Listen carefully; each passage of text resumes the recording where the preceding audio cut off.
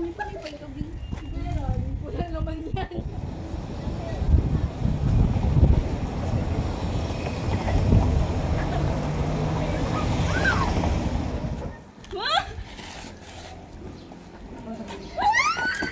Kuya, wag naman po. Bata pa lang po kami. Wala po kayong mga pera. Mga estudyante pa lang po kami. Alam ko, hindi ako taha. Ilabas niyo yung mga cellphone nyo.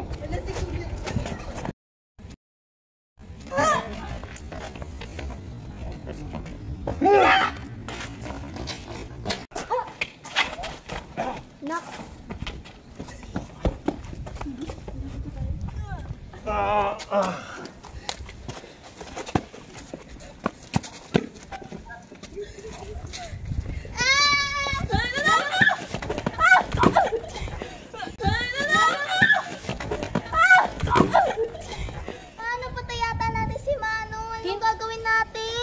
Hindi, tawag tayo ng barangay. Hindi, ang mas mabuti pa, tumawag tayo ng pulis.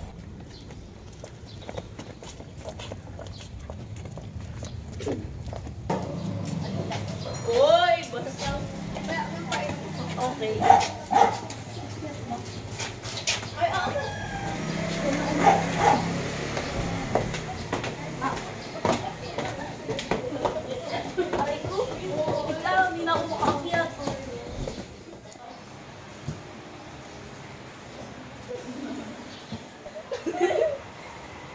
Hindi ba? Nakakatawa siya.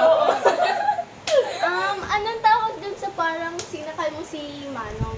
Ayun, rear naked choke tawag doon. Ano siya, technique siya sa jiu-jitsu na pinag-aaralan namin dito sa martial arts. Yung ginamit ko kay Manong. Yun yung tawag. Rear naked. Nahirapan ka ba na mag-choke nung unang training mo? Siyempre, oo, hindi mo naman talaga maiwasan na mahirapan doon sa unang training mo pa lang yun. Ang need natin ng proper guidance ng instructor kasi sila yung tamang magtuturo ng detail doon sa technique na tinuturo sa atin na skills din na pwede natin matutunan. Ay, yun yata yung instructor yun. Tara, tayo. Magbaw tayo kay maestro namin. Mga schoolmates ko po.